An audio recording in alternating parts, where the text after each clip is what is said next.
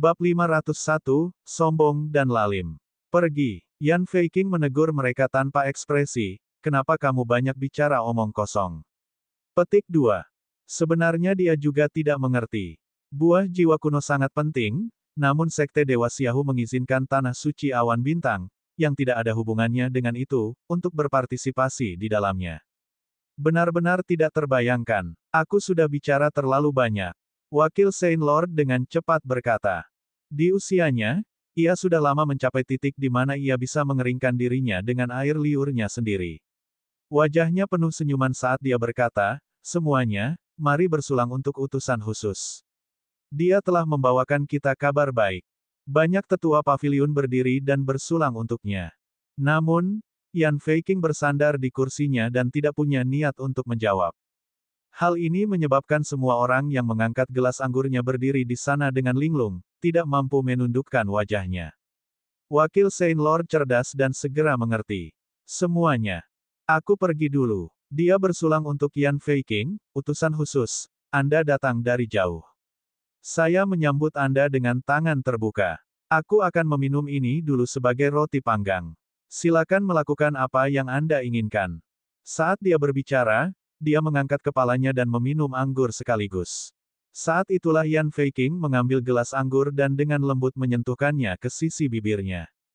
Wakil Dewa Suci adalah seorang penatua, tetapi dia bahkan tidak minum seteguk pun.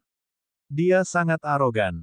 Namun, siapa yang memintanya menjadi utusan khusus dan memegang wewenang yang sangat penting? Ketika para tetua paviliun lainnya menawarinya bersulang, dia mengabaikan mereka. Dia bahkan tidak repot-repot menyentuh bibirnya. Akhirnya, giliran tetua paviliun roh api. Dia berlama-lama sampai akhir karena dia tidak ingin bersulang. Namun kini, sepertinya dia tidak bisa menghindarinya. Tubuh lamanya berdiri ketakutan, memegang segelas anggur di tangannya. Dia tersenyum meminta maaf setengah meja jauhnya, utusan khusus Yi, orang tua ini akan bersulang untukmu. Yan Feiqing meliriknya sekilas dan berkata dengan dingin, kamu sudah sangat tua, namun kamu bahkan tidak tahu cara bersulang. Wajah lama paviliun roh api tidak tahan lagi. Dia sudah sangat tua, hak apa yang dia miliki untuk diceramahi oleh juniornya di depan umum. Namun, wakil Saint Lord memberinya pandangan untuk memintanya bersabar. Selain identitasnya sebagai utusan, ia juga berhak memilih tempat untuk memetik buah jiwa purba, sehingga ia tidak bisa menganggap entengnya. Tetua paviliun roh api merasa sedih. Ketika Yan Feiqing menyebutkan buah jiwa kuno, dia tahu bahwa dia harus menundukkan kepalanya. Penatua paviliun roh api mengangkat cangkir anggurnya dan berjalan mengitari meja bundar menuju Yan Feiqing. Dia membungkuk sedikit dan tersenyum meminta maaf, utusan khusus Yi, orang tua ini akan bersulang untukmu. Yan Feiqing baru saja mengambil gelas anggurnya, tapi matanya penuh ejekan. Tidak peduli apapun, tetua paviliun roh api adalah mantan tetua paviliun saya. Tentu saja, saya harus meminum secangkir anggur ini, dan saya harus meminumnya sepuasnya. Yan Feiqing sedikit mengertakkan giginya. Begitu dia selesai berbicara, dia tiba-tiba mengangkat gelas di tangannya. Dia memercikkan anggur ke seluruh wajah sesepuh paviliun roh api. Wajah dan janggutnya basah semua. Sisa anggur menetes dari wajah dan dadanya, membasahinya. Adegan itu langsung membeku. Beberapa tetua paviliun yang lebih tua diam-diam marah. Harusnya ada batasan terhadap penindasan, bukan? Apakah ada kebutuhan untuk mengejeknya seperti ini? Wakil pemimpin Saint itu tanpa ekspresi, tapi tanpa sadar dia mengepalkan tinjunya. Maaf, tanganku terpeleset, kata Yan Feiqing dengan tenang. Dia bilang dia minta maaf, tapi tidak ada permintaan maaf di ekspresinya. Ada yang penuh arogansi. Saya baik-baik saja. Tetua paviliun roh api menyeka wajahnya dan menyeka anggur di wajahnya. Dia kemudian berbalik dan kembali ke tempat duduknya dengan sikap sunyi. Suasana perjamuan itu sangat dingin. Tidak ada yang mengatakan sepatah kata pun. Wakil Saint Lord berkata, saya ingin tahu apa persyaratan gerbang surgawi Xiahu bagi para pemanen. Petik 1. Pada titik ini, Yan Feiqing masih tidak berani main-main. Dia berkata, mereka yang berusia di bawah 20 tahun dapat dipilih. Jumlah total orang yang dipilih tidak boleh lebih dari 5. Dengan kata lain, ini terbuka untuk generasi muda. Apalagi memilih satu orang adalah sebuah pilihan, tapi 5 orang juga merupakan sebuah pilihan. Berapa banyak orang yang akan dipilih pada akhirnya bergantung pada keputusan Yan Feiqing. Saya ingin tahu apakah Anda memiliki calon yang ada dalam pikiran Anda, utusan. Wakil Saint Lord bertanya dengan hangat. Yan Feiqing tertawa dingin. Dulu ketika dia diusir, tidak ada yang membelanya. Jika bukan karena gerbang Dewa Xiaohu menginginkan orang-orang dari Tanah Suci Awan Bintang, dia tidak akan memilih satu pun dari mereka. Kalian buat daftar sekelompok orang, aku akan memilih. Kata Yan Feiqing. Dia hanya bisa memilih beberapa orang yang dia sukai. Wakil Dewa Suci berdiskusi dengan para tetua paviliun dan akhirnya memutuskan daftar 10 orang. Dalam daftar nama tersebut terdapat Xia Qingchen, gadis suci teratai putih, Yue Mingzu, Ouyang Ruo, dan para jenius lainnya dari generasi sekarang dari Tanah Suci Awan Bintang. Jika 4 orang pertama bisa masuk, itu yang terbaik. Akan lebih baik jika mereka bisa menambahkan 1 orang lagi untuk menjadikannya 5 orang penuh. Bawakan aku pena, kata Yan Feiqing. Wakil Dewa Suci menyerahkan kuas dan memperhatikan dengan penuh harap saat dia memilih kandidat yang tepat. Siapa yang mengira Yan Feiqing akan menghapus nama Xia Qingchen dengan pukulan pertama? Wakil Dewa Suci merasakan hatinya sakit. Orang yang paling menonjol di Tanah Suci Awan Bintang adalah Xia Qingchen. Jika dia diberi kesempatan untuk mendapatkan buah jiwa kuno, dia pasti bisa meningkat lebih jauh lagi. Utusan khusus, murid Xia adalah pemimpin Tanah Suci Nebula. Kesempatan ini paling cocok untuknya. Wakil Saint Lord menyarankan. Yan Feiqing meliriknya sekilas dan dengan dingin berkata, apakah Anda utusannya, atau saya? Wakil Dewa Suci segera menutup mulutnya. Yan Feiqing terus menulis. Dia mencoret orang suci teratai putih, Yue Mingzu, Oufang Ruo, dan yang lainnya satu persatu. Pada akhirnya, tidak ada satupun yang tersisa di daftar 10. Semuanya tidak memenuhi syarat. Yan Feiqing membuang daftar nama itu dan berkata dengan acuh tak acuh. Wakil Dewa Suci menekan amarahnya. Bahkan orang bodoh pun bisa melihatnya. Yan Feiqing menyalahgunakan kekuasaannya untuk membalas dendam atas masalah pribadi. Menggunakan identitasnya sebagai utusan khusus Gerbang Dewa, dia dengan sengaja merusak kesempatan sekali dalam 1000 tahun dari Tanah Suci Awan Bintang. Menurutmu, siapa orang yang paling cocok? Dia bertanya. Yan Feiqing berpikir sejenak, lalu menyapu semua piring di depannya ke tanah. Dia menggunakan kuas untuk menuliskan beberapa nama di taplak meja. Wakil Dewa Suci dan para tetua paviliun tidak mengenali siapa pemilik nama itu. Salah satu tetua paviliun menuliskan nama-nama itu dan meninggalkan perjamuan tanpa bersuara. Dia kemudian memerintahkan orang-orang untuk mengumpulkan para murid dengan nama-namanya. Dengan sekali lihat, dia sangat marah sampai hidungnya bengkok. Mereka semua adalah murid dari Tanah Suci Awan Bintang. Namun, bakat mereka sangat biasa. Bahkan 10 paviliun pun tidak memenuhi syarat untuk dipilih. Basis budidaya mereka semuanya berada pada level bintang minor. Akan sia-sia memberi mereka kesempatan seperti buah jiwa kuno. Jika hanya itu yang terjadi, biarlah. Bagaimanapun juga, mereka adalah murid dari Tanah Suci Nebula, jadi itu tidak terlalu baik bagi mereka. Namun, baru setelah dia bertanya-tanya, dia mengetahui bahwa orang-orang ini adalah sekelompok orang bodoh dan tidak kompeten yang pergi ke Sekte Fortune dan memiliki konflik dengan Xia Qingchen. Yan Feiqing sengaja mempermalukan seluruh Tanah Suci Awan Bintang. Setelah kembali ke perjamuan, dia diam-diam memberitahu Wakil Dewa Suci apa yang telah dia pelajari. Yang terakhir ini sangat marah. Melihat Yan Feiqing di depannya, dia benar-benar memiliki keinginan untuk membunuhnya. Jika 5 buah jiwa kuno diberikan kepada Xia Qingchen dan yang lainnya, itu pasti akan memungkinkan para elit Tanah Suci Awan Bintang naik ke tingkat yang lebih tinggi, melampaui Tanah Suci Bintang Ungu dalam segala aspek. Tapi sekarang, semuanya dirusak oleh Yan Feiqing.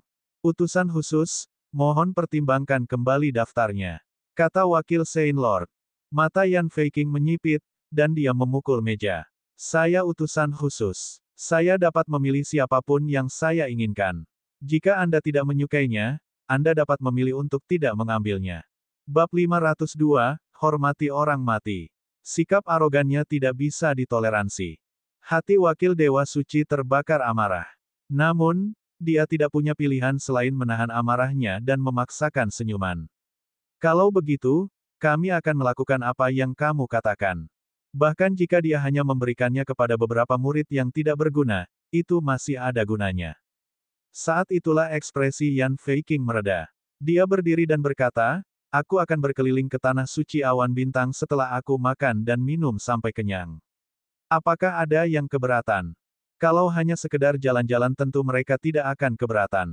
Dia mungkin sedang mencari masalah. Pada waktu itu, 10.000 mil jauhnya, ketika Xia Qingchen melihat bahwa mereka tidak jauh dari tanah suci, dia menyimpan artefak spasial nirwana agar tidak terekspos. Dia berubah menjadi berjalan. Namun, dia baru mengambil beberapa langkah ketika angin kencang tiba-tiba bertiup di atas kepalanya. Pohon-pohon kuno berkibar seperti ombak. Dia mendongak. Seekor binatang buas pendek namun berpunggung lebar dengan wajah ganas berputar-putar di udara. Guru besar Xia Qingchen tercengang. Kenapa kamu datang ke sini? Tentu saja saya di sini untuk menyambut Grandmaster Xia, kata Tian Ge dengan hormat sambil menukik ke bawah. Selamat datang padaku. Xia Qingchen tidak bisa menahan tawa. Tian Ge mengangkat cakar depannya dan menunjuk ke belakang. Grandmaster Xia, tolong bantu saya mengeluarkan surat Grandmaster dari ransel saya. Xia Qingchen mengeluarkannya, dan kata-kata, Xia Qingchen membuka dengan ringan, tertera di amplop. Itu adalah surat dari nenek moyang Xiahu, Zhu Qianjue. Dia membukanya. Ternyata buah jiwa kuno gerbang surgawi Xiahu akan matang dalam waktu kurang dari sebulan, dan mereka secara khusus mengundang Xia Qingchen untuk mencicipinya. Nenek moyang, kamu terlalu baik. Xia Qingchen tersenyum dan menutup surat itu. Dia secara alami mengetahui efek dari buah jiwa kuno. Bagi Xia Qingchen saat ini seperti mengirim arang ke salju. Jika dia bisa mendapatkan buah ini, budidayanya akan meroket, dan dia akan memiliki peluang lebih tinggi untuk memenangkan pertarungan hidup dan mati. Hehe, Grandmaster Xia memberiku metode budidaya tipe binatang. Guru selalu ingin membalas budi Anda. Tian Ge mendapat manfaat dari teknik budidaya jantung yang diberikan Xia Qingchen. Setelah 1 tahun berkultivasi, basis budidayanya meningkat pesat. Dia melihat harapan untuk menembus tingkat bulan. Kapan kau meninggalkan? Xia Qingchen bertanya. Tidak ada tanggal rincin yang tertera di sana. Tian Ge berkata, 3 bulan kemudian. Ini akan menjadi waktu ketika bulan sedang terbang di langit. Itu akan diadakan di dekat gerbang Dewa Xiahu. Tuan Muda Xia, Anda bisa ikut dengan kami. Langit bulan lagi. Mengapa kedua iblis besar itu begitu yakin bahwa Xia Qingchen pasti akan berpartisipasi? Baiklah, aku akan mengingatnya. Xia Qingchen berbicara. Jika waktunya tiba, silakan ajak saudara-saudaramu untuk mencicipinya bersama, tambah Tian Ge. Itu akan terbang. Xia Qingchen tercengang. Apa, kamu bahkan mengundang orang lain dari tanah suciku? Petik 1. Tian Ge terkekeh, saya suka rumah dan burung gagaknya. Nenek moyang lama khawatir kamu akan pergi sendirian tanpa teman untuk diajak bicara, jadi dia secara khusus memilih beberapa teman dari tanah sucimu untuk mencegahmu merasa kesepian. Kamu sangat bijaksana. Xia Qingchen tersenyum dengan tenang. Tian Ge terbang ke langit dan berkata, Grandmaster Xia, kamu harus kembali secepat mungkin. Orang yang saya pesan seharusnya sudah membuat pengaturan. Anda hanya perlu menemukannya. Siapa ini? Xia Qingchen bertanya. Setidaknya dia harus mengetahui nama pihak lain, bukan? Tian Ge tertawa misterius. Kamu akan tahu kapan kamu kembali. Dia awalnya adalah pekerja serabutan. Melihat bahwa dia dulunya berasal dari tanah suci Anda mengatur pekerjaan ini untuknya. Dengan status Tian Ge di gerbang Dewa Xiahu, dia tidak akan bisa melarikan diri. Tidak sulit baginya untuk mengatur utusan secara pribadi. Apakah dia pernah berasal dari tanah suci Nebula? Xia Qingchen tidak mengerti. Siapa itu? Dengan keraguan di hatinya, Xia Qingchen kembali ke tanah suci awan bintang. Saat ini, ditemani oleh eselon inti atas tanah suci, Yan Feiqing berkeliling tanah suci lama. Dia dulunya cukup terkenal di tanah suci, tapi itu saja. Secara keseluruhan, dia masih merupakan sosok kecil, tidak berarti. Kini, dengan kedudukan yang unggul, ditemani oleh banyak orang penting yang harus ia hormati di masa lalu, ia kembali ke tempat ini. Dia merasa emosional. Tanpa disadari, dia berjalan ke ruang tamu pertama Paviliun Roh Api. Setengah tahun berlalu, Masih sama. Meja dan kursi, perabotan, dan lukisan dinding yang familiar. Dia datang ke platform tinggi di depan, dengan punggung menghadap kerumunan, dan berkata dengan santai, Tetua Paviliun Roh Api, apakah Anda ingat bagaimana Anda mengusir saya dari Paviliun Roh Api? Petik 2. Ekspresi dari wakil Dewa Suci dan yang lainnya membeku. Tur yang disebutnya, seperti yang diharapkan, punya rencana lain. Tetua Paviliun Roh Api menghela nafas dan berkata perlahan, saya ingat. Anda membingkai. Ada kesalahpahaman antara kamu dan Xia Qingchen. Pada akhirnya, aku harus menghukummu. Yan Feiqing menutup matanya. Wajahnya dipenuhi rasa sakit. Pemandangan itu telah menyiksanya selama ratusan hari dan malam. Setiap kali dia menutup matanya, gambaran Tetua Paviliun Roh Api yang dengan dingin mengusirnya akan muncul di benaknya. Sejak saat itu, tidak ada momen di mana dia tidak ingin membalas dendam. Kalau begitu izinkan aku bertanya padamu. Yan Feiqing menarik napas dalam-dalam dan berbalik perlahan. Dia menatap lurus ke Paviliun Roh Api, apakah kamu menyesalinya? Menyesali? Tentu saja tidak. Dari banyaknya pencapaian Xia Qingchen, keputusan Tetua Paviliun Roh Api saat itu sangatlah bijaksana. Tentu saja dia tidak menyesalinya. Namun, dia tidak bisa mengatakannya sekarang. Dia hanya bisa melawan hatinya sendiri dan menghela nafas dengan getir, aku menyesalinya. Yan Feiqing meletakkan tangannya ke telinganya dan membuat gerakan seperti trompet, berteriak, bicaralah lebih keras, aku tidak dapat mendengarmu. Tetua Paviliun Roh Api menekan rasa malunya dan berteriak, satu. Setelah itu, saya menyesal. Suaranya sangat keras hingga mengguncang atap. Yan Feiqing meletakkan tangannya dan akhirnya tertawa. Tawanya sangat tidak terkendali. Hehehe, saat aku pergi, aku bilang aku akan membuatmu menyesal. Aku, Yan Feiqing, selalu menepati janjiku. Dia akhirnya memenuhi janji yang dia buat ketika dia pergi hari itu. Tetua Paviliun Roh Api sangat marah. Dia selesai bermain. Sekarang giliran orang yang paling dia benci. Di mana Xia Qingchen? Katakan padanya untuk segera ke sini menemuiku. Yan Feiqing berkata dengan tegas. Dia akhirnya mengungkapkan tujuannya datang. Matanya tajam saat dia mengangkat jari telunjuknya dan berkata, dengarkan dengan jelas. Itu untuk berguling. Jika dia berani menggunakan kakinya, jangan pernah berpikir untuk mendapatkan tempat untuk buah jiwa kuno. Ekspresi wakil Dewa Suci terlihat tenang. Dalam keheningan, bahkan ada sedikit kesedihan. Apakah kalian semua tuli? Yan Feiqing mendengus dingin ketika tidak ada yang menjawab. Utusan, kata wakil Saint Lord tanpa ekspresi, tidak peduli seberapa besar dendam di antara kalian berdua, karena dia sudah mati, lupakan semuanya. Setelah mendengar ini, Yan Feiqing tercengang dan tidak dapat mempercayainya. Apa katamu? Dia meninggal. Yah, di reruntuhan dewa, dia disakiti oleh penjahat dan telah dikuburkan di sana, kata wakil Dewa Suci. Ketika masalah ini diangkat, semua orang merasakan hati mereka sakit dan marah. Jenius sekali dalam satu abad di Tanah Suci Awan Bintang telah diseret ke bawah oleh situ leluhur lama begitu saja. Saya tidak percaya. Yan Feiqing merasa mereka melindungi Xia Qingchen, jadi dia berbohong dan mengatakan bahwa dia sudah mati. Jika saya masih hidup, saya ingin melihat orang itu. Jika aku mati, aku ingin melihat mayatnya. Tidak, wakil Saint Lord menggelengkan kepalanya, tidak ada mayat. Hanya ada cenotaf. Barang-barang milik Xia Qingchen dikuburkan di cenotaf. Bawa aku ke sana. Yan Feiqing merasa sangat sulit untuk percaya bahwa Xia Qingchen telah meninggal. Dalam kesannya, orang ini sangat cakap dan tidak boleh mati begitu saja. Baiklah, tapi orang mati harus dihormati. Saya harap Anda tidak melakukan apapun yang tidak pantas. Wakil Dewa yang Suci memperingatkan. Bab 503, sangat arogan. Rombongan berangkat ke Tanah Suci di barat daya. Mereka melewati sebuah pulau terapung. Uang kertas terbang turun dari atas, dan suara samar seorang lelaki tua yang berbicara sendiri terdengar. Yan Feiqing bergumam dalam hatinya, apakah dia benar-benar sudah mati? Di tengah perjalanan, ia melihat banyak orang membakar uang kertas.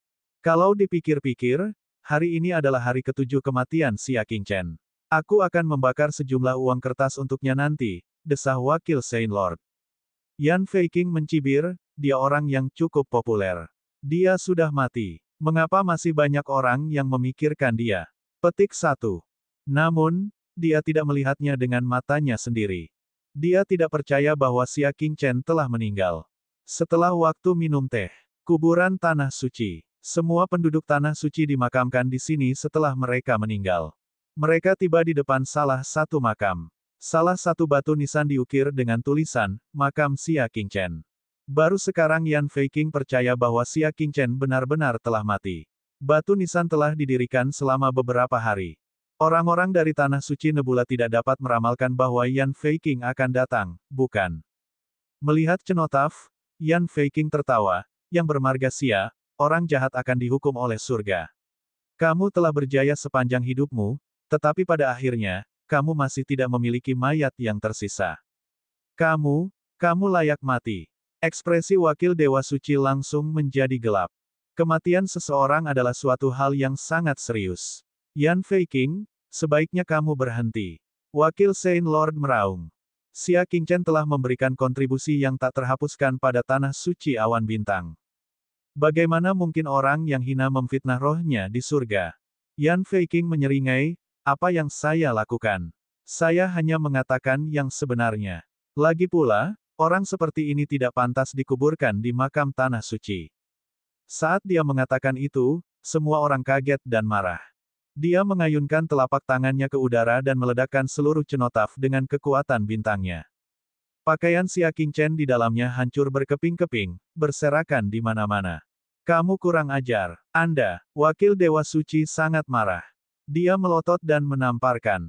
Yan Feiqing tidak hanya tidak takut, tetapi dia bahkan mendekatkan wajahnya dan memamerkan giginya. Ayo, kenapa kamu tidak memukulku? Tangan wakil Dewa Suci ada di udara, tapi dia tidak bisa menjatuhkannya. Dia tidak membutuhkan kuota untuk buah jiwa kuno. Namun, Yan Feiqing sekarang menjadi utusan khusus gerbang Dewa Xiahu. Mereka mewakili gerbang Dewa Xiahu. Mengalahkannya sama dengan mengalahkan gerbang Dewa Xiahu di depan umum. Kamu tidak akan berani melakukannya bahkan jika aku memberimu 100 nyali. Yan Feiqing mencibir. Dia mendengus dan berjalan menuruni gunung dengan tangan di belakang punggung. Ayo pergi dan lihat tempat lain. Semua orang sangat marah. Pada saat ini, dia berharap bisa menamparkan mereka masing-masing dan membunuh mereka. Namun, siapa yang memintanya menjadi penjahat? Saat ini, seorang pria dan seekor anjing, dua bayangan setelahnya, bergegas dari luar kuburan.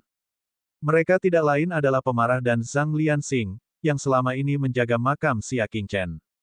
Mereka bersiap untuk 7 hari pertama malam itu. Dia baru saja membawa 2 tumpukan uang kertas ketika dia mendengar ledakan di kuburan.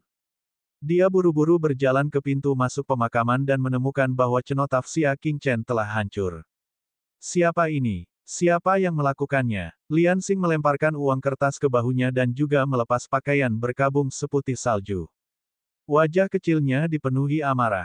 Mata Graji memerah. Ia berjalan mengitari makam yang hancur dan mengendus-endus dengan keras. Lalu, dia menatap Yan Feiqing. Itu kamu. Graji menerkam seolah-olah sudah gila. Yan Feiqing melompat kaget. Dia dengan cepat mundur. Dia tidak takut pada wakil Saint Lord dan para ahli lainnya karena mereka semua rasional dan tidak berani melakukan apapun padanya. Namun, yang dia hadapi sekarang adalah anjing gila. Dia tidak mau membicarakan untung dan rugi dengannya. Kalian semua, hentikan. Yan Feiqing, yang bersembunyi di belakang wakil Saint Lord, segera memerintahkan kelompok tetua pavilion. Semua orang mengepalkan tangan mereka dan tetap bergeming. Sekarang kamu takut. Mengapa kamu tidak takut ketika kamu menghancurkan makam tuannya? Hentikan. Teriak Yan Feiqing, kamu tidak perlu menghentikannya. Tapi jika aku kehilangan sehelai rambut pun, aku akan meruntuhkan Tanah Suci Nebula hingga rata dengan tanah. Dan sebagainya. Baru pada saat itulah wakil Dewa Suci mengulurkan tangan dengan enggan untuk berhenti merasa kesal. Graji, harap tenang. Mata Graji memerah, dan dahak kental mengalir dari giginya yang terkatup. Seolah-olah dia benar-benar sudah gila, dan dia terlihat sangat ganas. Bagaimana aku bisa tenang? Mayat Tuan Chen bahkan belum menjadi dingin, dan binatang ini telah menghancurkan cenotaf miliknya. Lepaskan, aku akan menggigitnya sampai mati. Mendengar raungan gila yang dendam, hati wakil Dewa Suci terasa sakit. Bagaimana mungkin mereka tidak ingin menamparkan kecil ini sampai mati? Tapi bisakah dia? Ambillah. Wakil Saint Lord melambaikan tangannya. Kedua tetua paviliun kemudian membawa dendam dan meninggalkan kuburan. Namun, dendam telah ditangkap dan Lian Xing sudah berputar ke samping. Cahaya dingin berkumpul di matanya. Sementara perhatian mereka terganggu oleh rasa dendam, dia tiba-tiba meluncurkan teknik gerakan dan meninju Yan Feiqing. Kekuatan kekerasan dan menakutkan itu sangat menakutkan Yan Feiqing hingga jantungnya berdetak kencang. Untungnya, wakil pemimpin suci meraih tinju Sang Lian Xing. Kekuatan pukulan yang tersisa datang ke arahnya. Mahkota rambut Yan Feiqing rontok. Sepotong besar rambut hitam terpotong secara paksa dan tersebar di seluruh tanah. Yan Feiqing sangat takut. Ini hanyalah kekuatan tinju. Jika dia terkena, hidupnya pasti akan berakhir di sini. Setelah kaget, digantikan oleh amarah. Kamu jalang. Kamu berani menyakitiku. Yan Feiqing mengangkat telapak tangannya dan menamparkan wajah Sang Lian Xing. Namun, itu juga diblokir oleh wakil Saint Lord. Kemarahan yang tak tertahankan muncul di wajahnya. Dia memaksa dirinya untuk tenang dan berkata, Yan Feiqing, kamu telah menyebabkan cukup banyak masalah hari ini. Jangan mendorongku terlalu jauh. Xia Qingchen telah dikorbankan. Jika tanah suci awan bintang bahkan tidak bisa melindungi para pelayan yang ditinggalkannya, bagaimana mereka bisa menghadapi rohnya di surga? Namun, Yan Feiqing percaya bahwa dia adalah utusan khusus gerbang Dewa Xiahu. Apakah dia bahkan menghormati tanah suci Nebula? Jadi bagaimana jika aku memaksamu? Yan Feiqing mendorong lengan Zhang Lianxing menjauh dan menunjuk hidungnya dengan jari telunjuknya. Izinkan saya memberitahu Anda, jika Anda tidak mengalahkan ini sampai mati hari ini, tanah suci Nebula tidak hanya tidak akan memiliki kuota untuk buah jiwa kuno, tetapi Anda juga bisa melupakan memiliki pijakan di masa depan. Dia benar-benar tidak terkendali. Dia mulai mengancamnya. Pada saat ini, wakil Saint Lord dan yang lainnya akhirnya menyadari. Gerbang Dewa Xiahu tidak memberi mereka kesempatan, melainkan sebuah bencana. Yan Feiqing, aku memperingatkanmu untuk terakhir kalinya, jangan memaksa kami. Wakil Dewa Suci mengepalkan tinjunya. Kesabarannya telah mencapai batasnya. Namun, Yan Feiqing telah mengalahkan mereka. Dia mendengus dan menunjuk ke hidung wakil Saint Lord, memarahi, kamu tidak bisa menahannya. Maaf, meskipun Anda tidak dapat menahannya, sebaiknya Anda menanggungnya. Saya utusan khusus gerbang Dewa Xiahu. Apa yang ingin kamu lakukan padaku?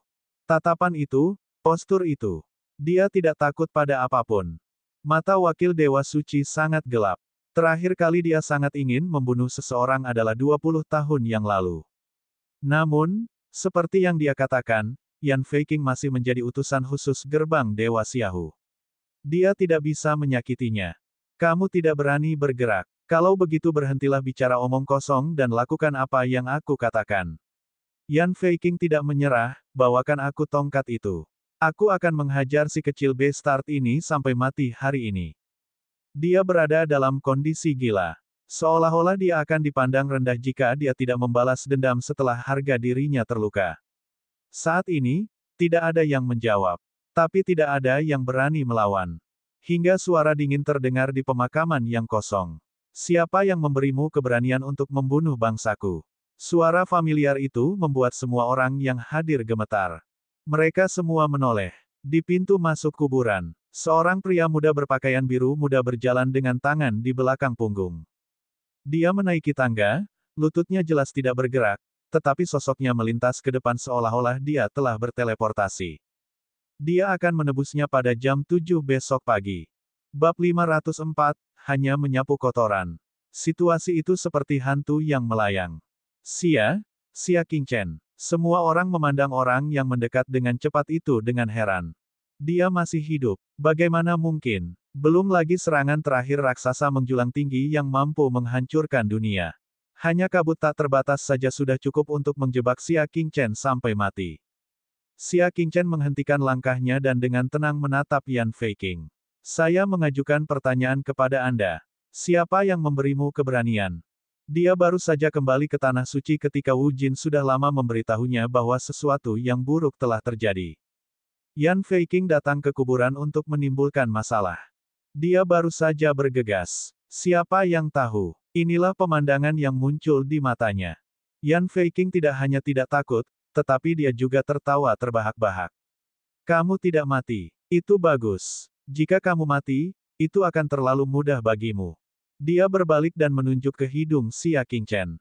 Beberapa dari kalian, berikan dia tamparan masing-masing. Anda, Yan Feiqing berkata dengan tegas, jika tanah suci Nebula tidak memuaskanku hari ini, aku akan membuatmu menderita. Dengan posisiku di gerbang Dewa Xiahu, aku bisa membuatmu berharap mati hanya dengan satu kata. Wakil Saint Lord dan yang lainnya tentu saja tidak akan menyerang Xia Qingchen. Namun, mereka juga mengkhawatirkan Yan Feiqing yang gila.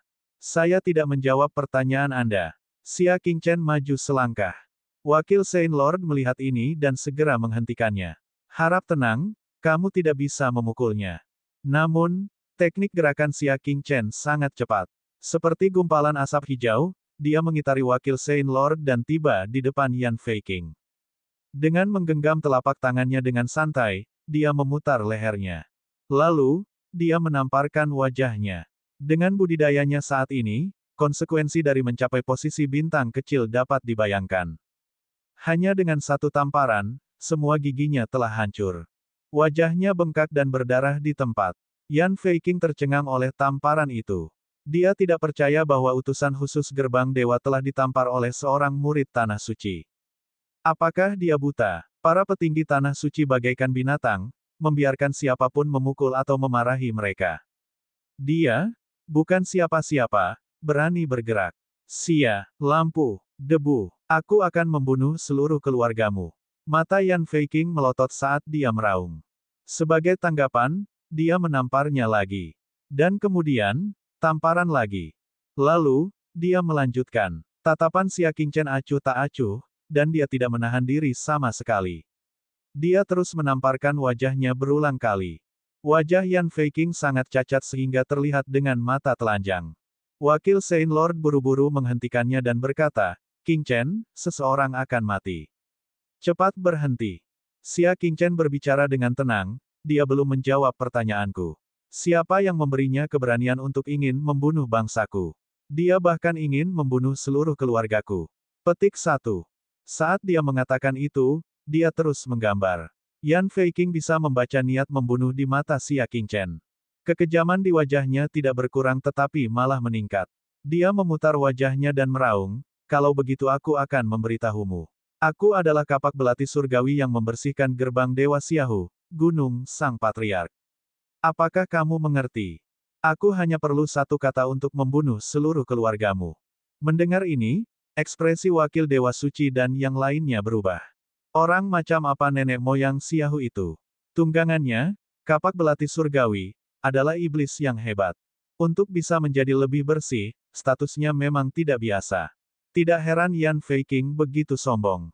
Xia Qingchen akhirnya berhenti dan menurunkan Yan Feiqing. Wajah yang terakhir dipenuhi dengan permusuhan saat dia tertawa, kamu memaksaku untuk mengatakannya.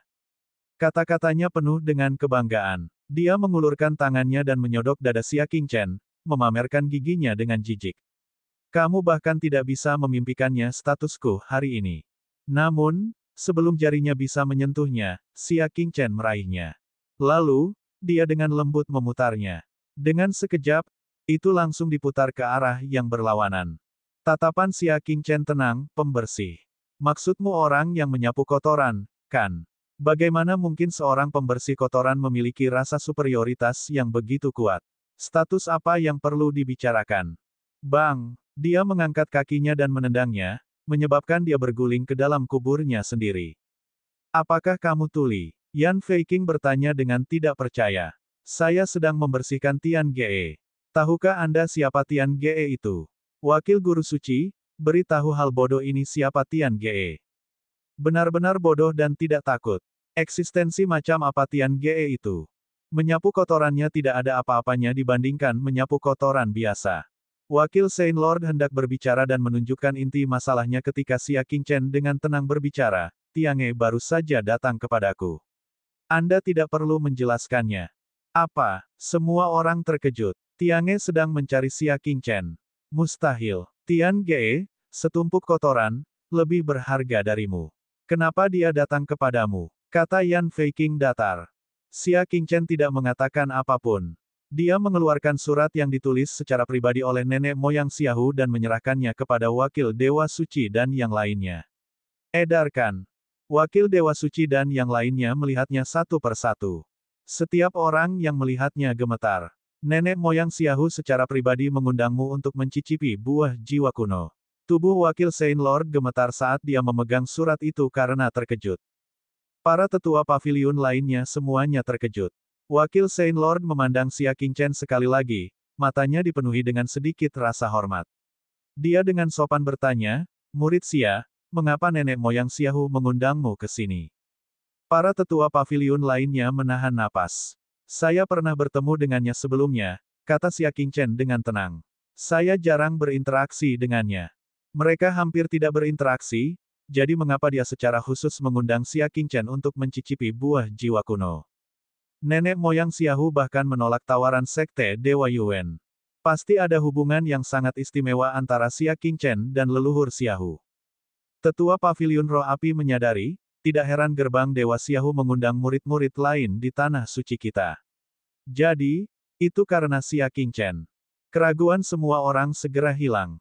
Mereka tidak ada hubungannya dengan gerbang surgawi Xiahu, jadi sungguh membingungkan jika mereka tiba-tiba mengundang mereka. Segalanya masuk akal sekarang. Xia Qingchen mengangguk. Tadi, Tiange juga bilang ingin saya menghubungi utusan khusus yang datang ke Tanah Suci dan memastikan kuotanya. Mengapa? Mungkinkah utusan khusus itu adalah dia? Petik 2.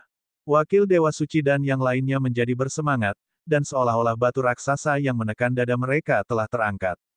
Itu dia. Dia adalah utusan khusus gerbang Dewa Xiahu. Kata Wakil Saint Lord. Tetua Paviliun Roh Api bahkan mengeluarkan 2 daftar nama dan menyerahkannya kepada Xia Qingchen. Silakan lihat, Grandmaster Xia. Xia Qingchen mengambilnya dan memindainya. Dia menemukan bahwa daftar nama yang ada bersamanya, orang suci teratai putih, dan orang lain di dalamnya semuanya telah dicoret. Adapun yang lainnya, itu adalah daftar orang-orang yang cuek dan punya dendam dengan Xia Qingchen. Xia Qingchen menghancurkan kertas terakhir menjadi bola kertas dan mengembalikan kertas pertama. Ini daftar namanya. Kami akan menghitungnya sebagai daftar lengkap. Dia tidak punya niat untuk bertukar pendapat dengan utusan khusus, Yan Feiqing. Dia memutuskan sendiri. Saya tidak percaya. Nenek moyang Xiahu menulis surat padamu. Mustahil kuburan leluhurmu mengeluarkan asap hijau. Yan Feiqing keluar dari lubang kubur dan berkata dengan tegas. Dia pernah tinggal di gerbang Dewa Xiahu sebelumnya. Dia sangat menyadari status nenek moyang Xiahu yang tak tertandingi. Dia nyaris tidak menunjukkan wajahnya. Bahkan para tetua keluarga Xiahu tidak sempat melihat nenek moyang Xiahu. Xia Qingchen, seorang junior yang tidak dikenal, sebenarnya mengatakan bahwa dia pernah berinteraksi dengannya. Bahkan dalam lamunannya, dia seharusnya tidak melakukannya seperti ini. Kamu adalah seseorang yang bangga bahkan menyapu kotoran, kata Xia Qingchen dengan tenang, apa yang Anda tahu? Petik 2. Dia membuka telapak tangannya dan membuka surat itu, memperlihatkan pena dan segelnya. Bab 505, sifat seseorang tidak dapat diubah. Orang seperti dia belum pernah melihat catatan nenek moyang Xiahu sebelumnya. Bahkan lebih mustahil untuk membedakannya. Namun, segel gerbang Dewa Xiahu di sana adalah asli. Sebagai pembersih kotoran di gerbang Dewa Xiahu, tidak ada alasan baginya untuk tidak mengetahuinya.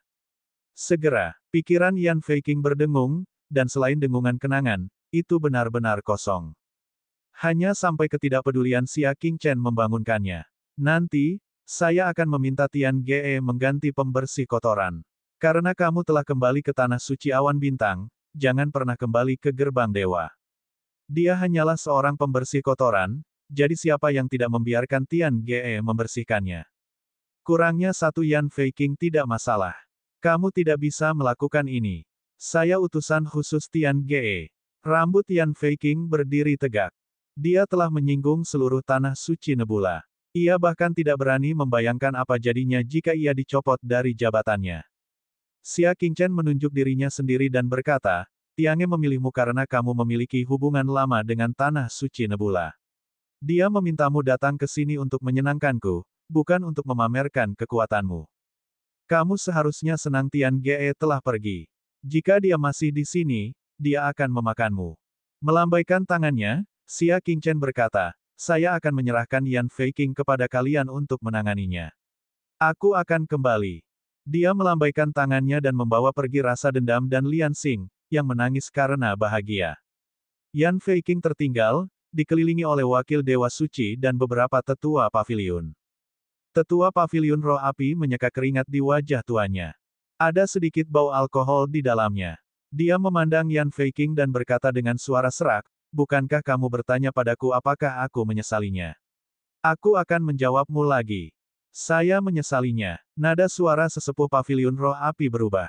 Saya menyesali bagaimana saya dengan ketat mengikuti aturan sekte saat itu. Aku seharusnya menamparmu sampai mati. Kamu benar-benar kotor. Yan Feiqing berkeringat dingin dan berkata, Ge Lao, itu bukan niat saya. Mungkin saya minum terlalu banyak. Sebelum dia menyelesaikan kata-katanya, wakil Dewa Suci menamparkan wajahnya. Otot-otot di wajahnya bergerak-gerak, memancarkan amarah yang sudah lama tertahan. Bukankah kamu mendekatkan wajahmu padaku agar aku bisa memukulnya? Sekarang, kenapa kamu tidak datang dan... Coba lagi. Yan Feiqing menutupi wajahnya pucat. Dikelilingi oleh begitu banyak pembangkit tenaga listrik, dia menangis seperti seorang wanita. Senior, demi hubungan kita di masa lalu, demi kesembronoan mudaku, tolong lepaskan aku sekali ini. Hahaha, wakil Dewa Suci dan para tetua paviliun mulai tertawa karena marah. Persahabatan masa lalu, muda dan sembrono. Jika Xia Qingchen tidak keluar dan mengungkap identitasnya sebagai utusan khusus, apakah dia akan mengingat hubungan masa lalu mereka? Akankah dia memperhatikan bahwa dia masih muda dan sembrono? Sekarang dia dalam masalah, dia akhirnya ingat. Wajah wakil Saint Lord menjadi dingin ketika dia berkata, lumpuhkan kultivasimu, dan kemudian, apakah kamu tidak bangga menyapu kotoran? Kalau begitu, Ting Dewa di Tanah Suci Awan Bintang dan bersihkan kotoran binatang iblis di sana. Tidak, kamu tidak bisa melakukan ini. Yan Feiqing memohon belas kasihan. Namun, tidak ada satupun tetua paviliun yang memohon padanya. Karena apa yang telah dia lakukan telah melampaui keuntungan mereka. Tidak lama kemudian, jeritan melengking datang dari mausolem. Dalam waktu dekat, Tanah Suci Nebula akan memiliki budak lain yang akan menyapu kotoran binatang iblis selamanya. Berbicara tentang Xia Qingchen, Graji dan Lian Xing menempelkannya erat-erat. Pria dan anjing itu belum pernah sebahagia ini sebelumnya. Sialang, aku tidak akan membuatmu marah lagi. Sudut mata Lian Xing berkaca-kaca. Hanya ketika seseorang mendapatkan kembali sesuatu yang hilang, barulah ia tahu betapa berharganya itu. Hanya setelah kehilangan Xia Qingchen selama 7 hari, dia sangat memahami arti keunikan Xia Qingchen dalam hidupnya. Mulai sekarang, dia bersedia berubah menjadi lebih baik. Malam ini, kamu akan menajiskanku, mendudukiku, dan menghancurkan tubuh gadis mudaku. Aku tidak akan memberitahu siapapun. Lian Xing berkata dengan sangat serius. Graji berkata, masih ada aku. Aku bersumpah, mulai sekarang, aku akan mengubah kebiasaan makan kotoranku. Saat itu, dia melewati tumpukan kotoran sapi. Graji mau tidak mau menerkam ke depan tanpa mempedulikan keselamatannya sendiri. Xia Qingchen mengirimnya terbang dengan sebuah tendangan. Garis-garis hitam menutupi wajahnya. Kalian berdua, anjing tidak bisa mengubah kebiasaan makan kotorannya. Xia Qingchen berbicara dengan nada penuh penyesalan. Mengharapkan mereka untuk mengubah diri mereka sendiri mungkin lebih sulit daripada mengubah dunia. Saat ini, mereka melewati pulau terapung milik Qian Tua. Uang kertas masih mengambang di atasnya. Tiba-tiba, sebuah kepala mengintip dari pulau terapung dan melihat ke bawah. Itu adalah Yan Tua. Dia memberi penghormatan kepada Xia Qingchen, membakar kertas dupa untuknya. Mendengar suara berisik di bawah pulau, dia menyelidiki dengan perasaan tidak puas. Pada akhirnya, penyelidikan ini sangat menakutkan Yan Tua hingga dia terus gemetar. Ya dewa, ini siang bolong, mengapa jiwa Xia Qingchen kembali? Hari ini adalah hari ke-7. Itu juga merupakan malam kembalinya jiwa yang diedarkan di kalangan masyarakat. Dikatakan bahwa pada malam ini, jiwa orang mati akan kembali. Xia Qingchen mengangkat kepalanya dan menatap mata Yan Tua. Dia tersenyum lembut. Namun, senyuman ini membuat Yan Tua ketakutan setengah mati. Ah, bocah kecil Xia, Ini hanya malam jiwa kembali. Kamu datang lebih awal, cepat kembali. Xia Qingchen tertawa. Ketika dia melihat tangga pulau, dia mengikuti mereka ke pulau itu. Yan Tua mundur ke belakang dan berteriak, keledai botak, cepat kemari. Itu berhantu.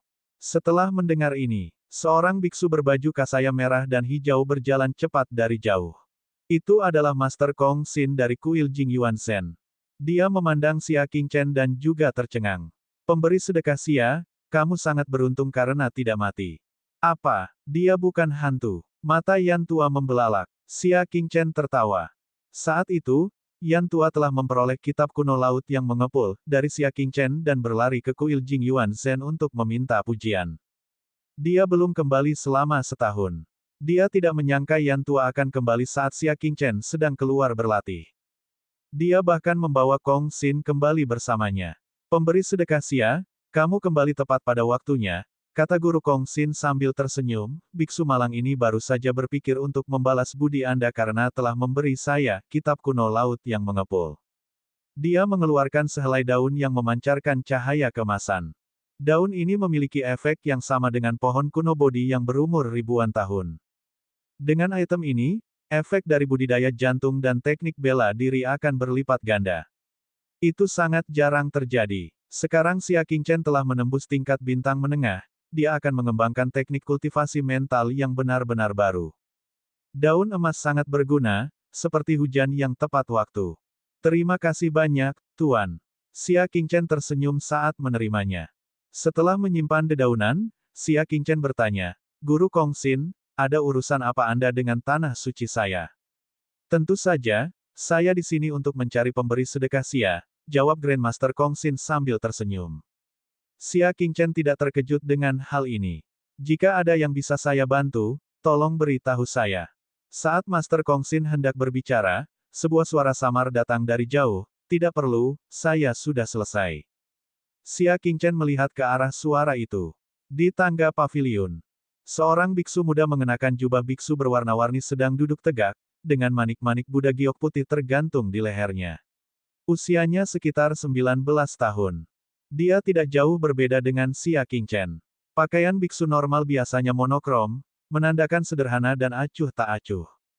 Biksu muda di depannya mengenakan jubah biksu yang cantik dan berwarna-warni, yang sangat langka. Tuan Xia, ini adalah Tuan tanpa bunga dari kuil angin yang tersembunyi. Tuan Kong Xin segera memperkenalkan. Kuil angin tersembunyi. Xia Qingchen ingat bahwa kuil angin yang tersembunyi adalah salah satu dari 3 kuil kuno yang besar, bukan? Bab 506, Kemenangan Diri. Di 3 kuil kuno yang besar, hanya kuil Jing Yuan Shen yang memiliki kuil Zen yang jelas. Adapun 2 candi Buddha besar lainnya, seseorang hanya mendengar namanya tetapi tidak melihatnya. Selama 100 tahun, tidak ada seorang pun dari 2 biara besar Buddha yang muncul. Dia tidak menyangka akan melihat seorang biksu dari kuil angin yang tersembunyi. Para biksu dari kuil angin tersembunyi tidak mengikuti adat istiadat, kata Master Kong Xin, jubah mereka kasual, dan mereka tidak peduli dengan anggur, daging, atau pernikahan. Mereka liar dan sulit diatur. Tatapan Xia Qingchen tenang. Biksu yang berbeda memiliki cara berbeda dalam menganut agama Buddha. Xia Qingchen tidak merasa aneh bahwa kuil angin tersembunyi mengembangkan jalur agama Buddha. Dia menganggapnya aneh. Guru Kong Xin sebenarnya satu generasi dengan biksu muda di depannya, dan dia juga dengan hormat memanggilnya Tuan. Grandmaster tanpa bunga, ini Tuan muda Xia Qingchen, orang yang menyelesaikan kitab kuno laut yang mengepul. Guru Kong Xin memperkenalkan. Tidak ada bunga yang membaca buku kuno. Itu adalah salinan asli dari kitab kuno laut yang mengepul. Mendengar ini, dia bahkan tidak mengangkat kepalanya. Saya sudah selesai mempelajari kitab suci kuno. Anda dapat melihatnya, Tuan Kong Xin. Lihat apakah Anda memiliki keberatan. Tidak ada bunga yang mengambil surat itu dan melemparkannya ke depan. Seharusnya itu dilemparkan ke hati Tuan yang hampa. Namun, disengaja atau tidak, dia benar-benar melemparkannya ke Xia Qingchen. Mata orang itu tajam. Dia mengulurkan 2 jari dan menjepitnya dengan akurat. Surat itu tidak cepat dibalik dan sepertinya tidak memiliki banyak kekuatan. Siapa yang tahu setelah dia menangkapnya, Xia Qingchen menemukan ada kekuatan mengejutkan yang tersembunyi di dalam surat itu. Surat itu terlepas dari jari Xia Qingchen dan terbang ke arah wajahnya. Jika itu benar-benar menimpanya, meskipun dia tidak terluka parah, dia pasti akan berada dalam kondisi yang menyedihkan. Reaksi Xia Qingchen sangat cepat.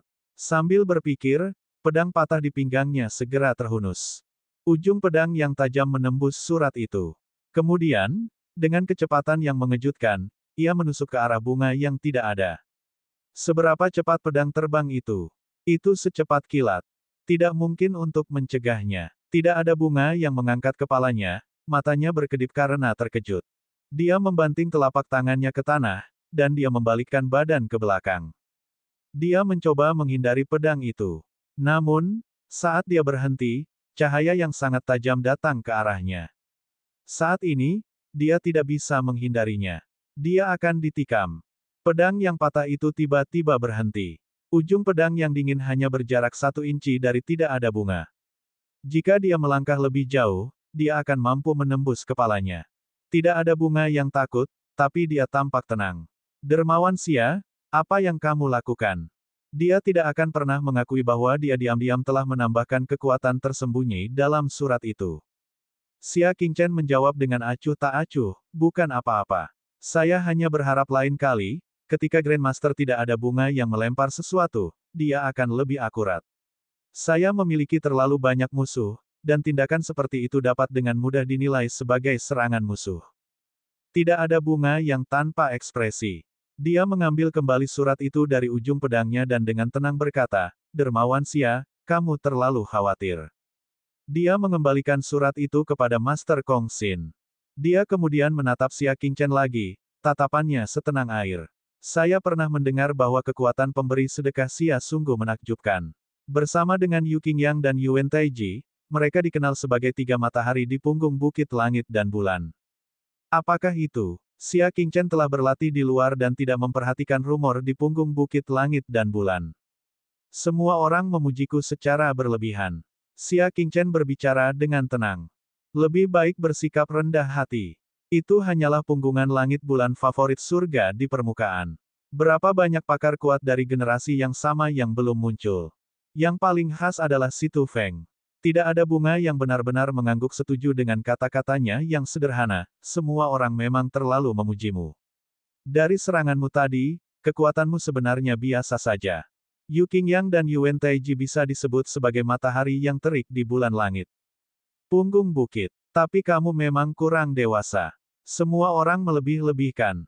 Anda, ekspresi Xia Qingchen tenang. Dia tidak marah karena dia tidak pernah peduli dengan komentar orang lain. Tapi dendam dan Lian Xing sangat marah. Wajah Geraji penuh dengan penghinaan. Tuanku Chen tidak bisa melakukannya. Bisakah kamu? Petik 1. Tidak ada bunga yang tersenyum, menurutku aku lebih kuat darimu.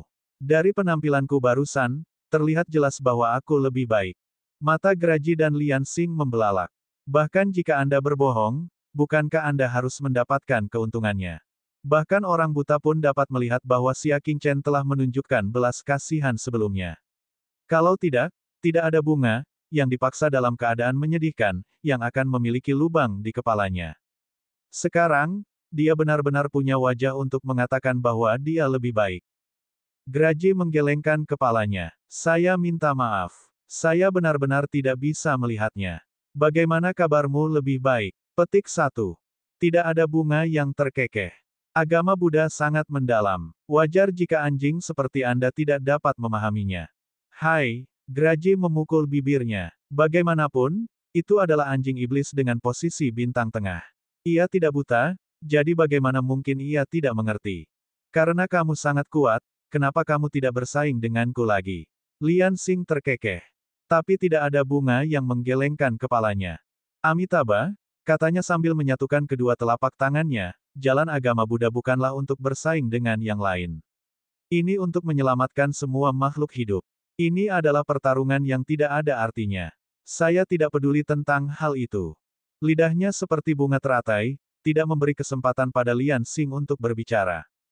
Dia melanjutkan, saya hanya mengatakan yang sebenarnya. Saya telah menunjukkan kekurangan dan kekurangan pemberi sedekah Xia. Anda terburu-buru untuk membelanya. Jelas sekali Anda tidak sabar. Itu karena guru lalai mendisiplinkanmu. Saya harap Anda akan memperbaikinya di masa depan. Jika tidak, jika kondisi pikiran Anda lesu, itu pasti akan mempengaruhi budidaya seni bela diri Anda.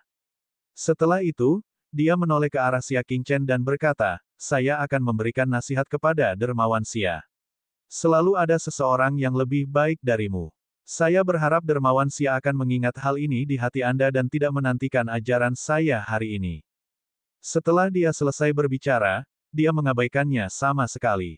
Lao Al gemetar dan berbalik. Tanpa menoleh ke belakang, dia berkata dengan suara berat, saya lelah. Aku meninggalkan sepucuk surat. Kalian harus mempelajarinya dengan baik. Jika Anda dapat memahami sepersepuluhnya, itu akan sangat bermanfaat bagi Anda. Graji menggaruk tanah dengan keempat cakarnya dan memamerkan giginya, biksu sialan ini. Lian Xing menjadi gila. Kemenangan yang diproklamirkan sendiri, meremehkan semua orang, lalu segera pergi, benar-benar membuat orang marah. Ekspresi Xia Qingchen tenang. Kamu mungkin tidak layak. Pedang patah yang belum kembali ke sarungnya jatuh dari langit di bawah kendalinya. Itu mengeluarkan energi pedang berbentuk kipas dan mendorong ke depan. Dia langsung pergi tanpa punggung bunga.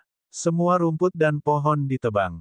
Pasir dan batu terlempar. Tidak ada bunga yang tidak perlu berbalik untuk merasakan kekuatan di belakangnya. Dia buru-buru mengambil langkah ke depan, mencoba menghindari pedang Qi. Teknik gerakannya luar biasa, dan dia memang berhasil menghindari pedang Qi. Namun, bebatuan yang beterbangan masih menghantam tubuhnya hingga membuatnya gemetar dan mengerang kesakitan. Saat pedang Qi surut, batu itu tidak mengenai dahi bunga yang berkilau, dan gelembung darah besar muncul. Banyak goresan di wajahnya. Apa yang sedang kamu lakukan? Dia menoleh dengan marah. Xia Qingchen mencabut pedangnya dan berbicara dengan acuh tak acuh, kamu pikir kamu lebih unggul dariku hanya dengan sedikit kekuatan ini. Mari kita kembali dan berkultivasi selama beberapa tahun dulu. Tidak ada bunga yang tidak mau kalah. Dia mendengus dan berkata, kamu sangat bangga menyakiti orang lain di belakang mereka. Dermawan Xia benar-benar mengecewakan. Kamu tidak akan pernah bisa melampauiku dengan sikapmu yang seperti itu. Dengan itu, dia segera pergi dan memasuki ruang tunggu. Xia Qingchen melirik punggungnya dan berkata tanpa ekspresi, dari mana datangnya orang gila ini? Tidak ada yang akan merawatnya. Bab 507, Pernikahan Qingchen. Tuan Kongxin tersenyum pahit. Tuan Xia, tidak perlu marah. Tuan, tidak ada bunga yang seperti ini bagi semua orang. Dalam kata-katanya sendiri, dia adalah orang yang sulit diatur. Mohon bersabarlah dengannya. Xia Qingchen merasakan sedikit rasa jijik di hatinya. Kamu menganggap berbicara tanpa kendali dan merasa terlalu percaya diri sebagai orang yang memiliki temperamen nakal dan sulit diatur. Lebih baik biarkan dia kembali ke kuil angin yang tersembunyi. Kalau tidak, dia tidak akan bisa hidup lama di dunia luar. Xia Qingchen berbicara dengan acuh tak acuh. Tuan Kongxin tidak berdaya. Tuan Xia, Anda mungkin tidak mengetahui hal ini, tetapi Tuan tanpa bunga adalah reinkarnasi dari anak rohani. Ia dilahirkan untuk mahir dalam semua jenis agama Buddha. Jika Anda tidak percaya, Anda bisa membaca suratnya. Grandmaster Kongxin menyerahkan surat itu kepada Xia Qingchen. Yang terakhir membukanya. Inilah yang tidak dipelajari oleh bunga manapun dari kitab suci kuno laut yang mengepul. Kitab suci kuno laut yang mengepul sangat ringkas dan kata-katanya tidak jelas. Seorang beku biasa tidak akan mampu memahaminya. Bahkan kepala biara dari kuil Jingyuan Zhen tidak akan dapat memahaminya sepenuhnya. Namun, surat ini memiliki pemahaman yang sempurna tentang teknik ini. Xia Qingchen melihat ini dan mengangguk dalam diam. Tidak ada bunga yang bukan orang baik, tapi dia berbakat. Dari segi pemahaman, memang tidak ada yang perlu dikatakan. Berapa lama waktu yang kamu butuhkan untuk menyelesaikannya? Xia Qingchen bertanya. Guru yang hatinya hampa berkata, 3 bulan. Saya berencana untuk meminta bantuan Anda, Tuan Xia. Saya tidak menyangka Master No Flower akan menyelesaikannya dalam 3 bulan. Sungguh mengagumkan. 3 bulan. Sepanjang itu, Xia Qingchen menarik kembali penilaiannya sebelumnya. Bakat orang ini hanya bisa dikatakan rata-rata. Itu saja. Terjemahan surat ini lumayan. Kalian bisa menggunakannya untuk melawan satu sama lain. Xia Qingchen berbicara, seharusnya aku tidak perlu ada di sini. Kalau begitu, aku akan pergi. Dia ingin memanfaatkan pil pemecah bintang dan daun emas. Tunggu. Kami datang ke sini tidak hanya untuk mencari Tuan Muda Xia untuk mempelajari kitab kuno laut yang mengepul, tetapi juga untuk meminta Tuan Muda Xia mempelajari lonceng kuno, kata Master Kong Xin. Ya, Xia Qingchen mengangguk, di mana belnya? Petik 1. Kita tidak bisa membawa lonceng itu, kata Master Kong Xin dengan sungguh-sungguh, letaknya jauh di dalam pegunungan, dan kemungkinan besar ada hubungannya dengan kuil kuno ketiga. Kuil kuno ketiga, Xia Qingchen ingat bahwa dia pernah melihatnya di suatu tempat sebelumnya. Kuil kuno terakhir adalah kuil jahat. Itu sangat berbahaya. Ia telah menghilang ratusan tahun yang lalu, dan ada rumor bahwa ia telah punah. Jika terlalu jauh, saya khawatir saya tidak punya waktu. Xia Qingchen menolak. Pertarungan hidup dan mati ada di depan matanya. Dia tidak punya alasan untuk membuang waktunya yang berharga untuk hal-hal yang tidak relevan. Dermawan Xia, mohon jangan terburu-buru menolak. Jika Anda dapat memahami hal-hal di lonceng kuno, Kepala Biara Kuil Zen bersedia mengatur secara pribadi sebuah ritual untuk Anda, yang akan cukup untuk membuat tingkat kultivasi Anda naik ke tingkat berikutnya. Ada banyak teknik rahasia dalam agama Buddha. Bukan tidak mungkin basis budidaya seseorang meningkat satu level melalui seorang penyihir. Hal ini terutama terjadi pada tuan rumah, yang merupakan elit tingkat bulan yang legendaris. Setelah merenung sejenak, Xia Qingchen berkata, izinkan saya mempertimbangkannya. Bagus. Kami akan berangkat ke Bel kuno dalam waktu sekitar 1 bulan. Kami akan menunggu balasan dari Dermawan Xia, kata Tuan Kong Xin. Xia Qingchen mengangguk. Dia kembali ke rumah Ting Sui. Melirik ke plakat yang hilang, Xia Qingchen sedikit mengernyit. Siapa yang melakukan ini? Itu Yu Qingyang. Dia ada di sini ketika Tuan sedang keluar, kata Lian Xing. Setelah dia dan dendam kembali ke sekte, dia secara alami bertanya tentang banyak hal yang terjadi setelah mereka pergi. Itu dia. Ekspresi Xia Qingchen berubah sedikit dingin, mintalah seseorang membuat yang baru. Dia berkata, mintalah seseorang membuat yang baru. Setelah dia selesai berbicara, dia melangkah ke menara pendengaran salju. Karena tidak ada yang membersihkannya, makanya tertutup lapisan debu. Debu di depan pintu kamar milik Mutiara Bulan masih utuh, dan tidak ada bekas jejak kaki. Aku bergegas kembali, tapi kamu masih di luar. Xia Qingchen tertawa karena terkejut. Itu bagus juga. Dia harus memanfaatkan waktunya untuk berkultivasi. Segera, dia memasuki ruang budidaya dan mulai berkultivasi dalam pengasingan. Mutiara Bulan yang masih berada di luar. Saat ini, dia berada di aula yang gelap, duduk sendirian di atas tahta. Di kedua sisi aula, ada banyak ahli dengan budidaya yang tak terduga. Terutama 4 pria berjubah panjang di bagian depan. Mereka mengenakan jubah merah, kuning, biru, dan hijau. Seluruh tubuh mereka tertutup, dan bahkan wajah mereka tidak terlihat. Yang aneh adalah mereka seperti kabut, samar-samar terlihat. Itu seperti jiwa dan bukan orang sungguhan. Aku ingin tahu perintah apa yang kamu miliki untuk kami, iblis wanita. Kata orang kabut berjubah biru itu perlahan. Moonlight Pearl membuka mata ungunya dan bersandar di singgasana. Saya ingin Anda melakukan sesuatu yang sangat menarik. Dia berkata dengan senyum tipis di wajahnya. Pada waktu itu, tanah suci tebing pedang, di puncak gunung yang penuh dengan ki spiritual. Yu Qingyang secara pribadi menulis undangan demi undangan. Nama orang yang diundang sebenarnya adalah Xia Qingchen. Isi undangannya adalah, kami dengan tulus mengundang Xia Qingchen dari Tanah Suci Awan Bintang untuk menghadiri pernikahan Yu Qingyang dan Jiang Xuexin. Dia selesai menulis. Dia mengambil undangan itu dan melemparkannya ke belakang. Kirimkan secara pribadi ke Xia Qingchen. Tidak peduli apa, dia dan tunanganku pernah menjadi anggota keluarga Ting Sui. Di belakangnya, sebuah bayangan menangkapnya. Yu Qingyang tentu saja tidak memiliki niat baik ketika dia mengirimi Xia Qingchen undangan. Sebaliknya, dia ingin Xia Qingchen mengerti. Segala sesuatu yang terbaik di dunia adalah miliknya, Yu Qingyang. Tidak peduli seberapa baik hubungan antara Xia Qingchen dan Jiang Xuexin, pada akhirnya dia akan tetap menjadi istri Yu Qingyang. Bayangan hendak pergi. Tebing pedang Dewa Suci kembali dengan ekspresi gelap dan surat undangan berwarna merah cerah di tangannya. Qingyang, Xia Qingchen memerintahkan seseorang untuk memberikan ini padamu. Yu Qingyang sedikit terkejut tetapi tidak menerimanya. Sebaliknya, dia bertanya, ada apa? Undangan pernikahan. Dia akan menikah. Yu Qingyang bingung. Dengan siapa?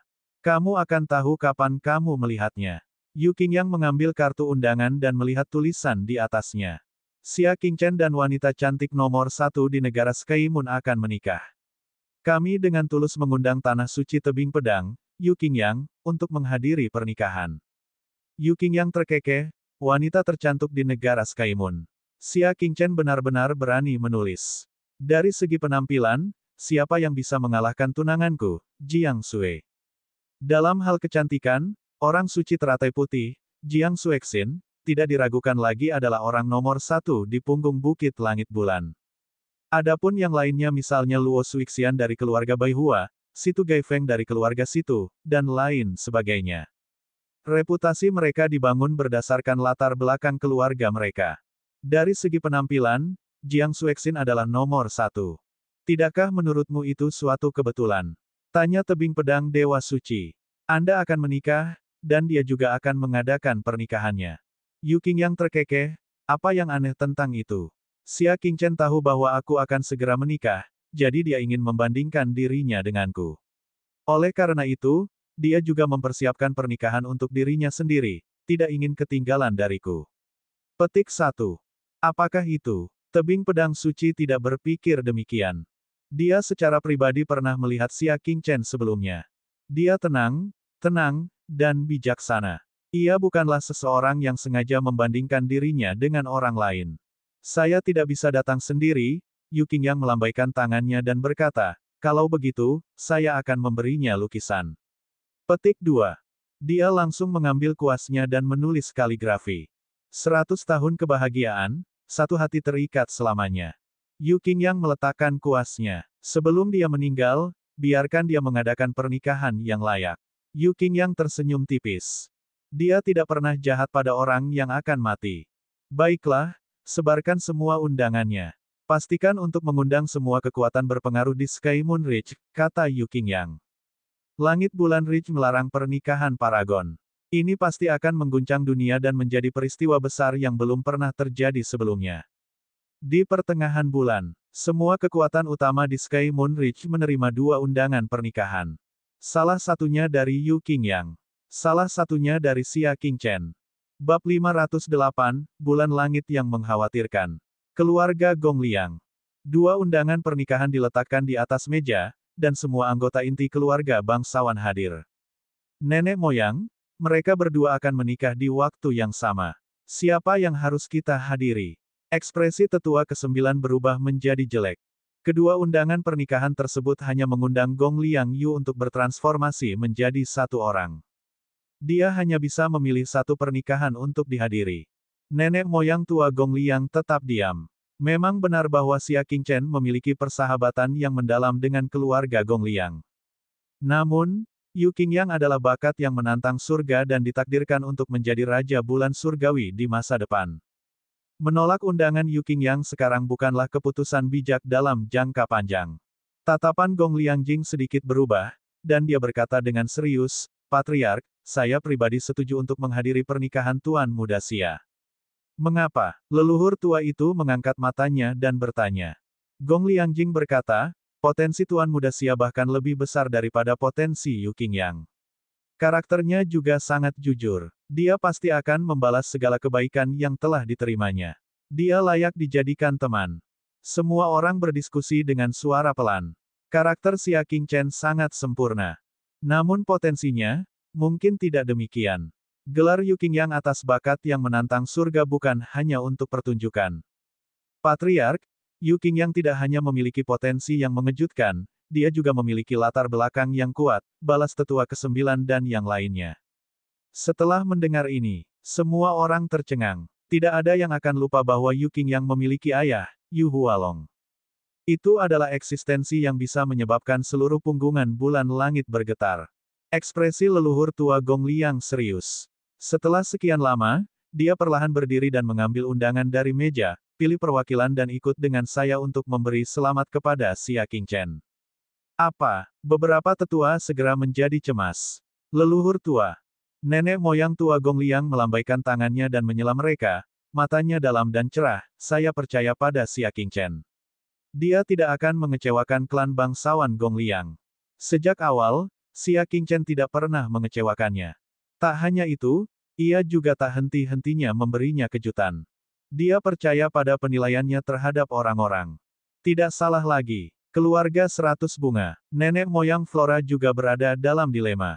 Xia Qingchen dan Yu Qingyang sebenarnya berkumpul untuk menikah di hari yang sama.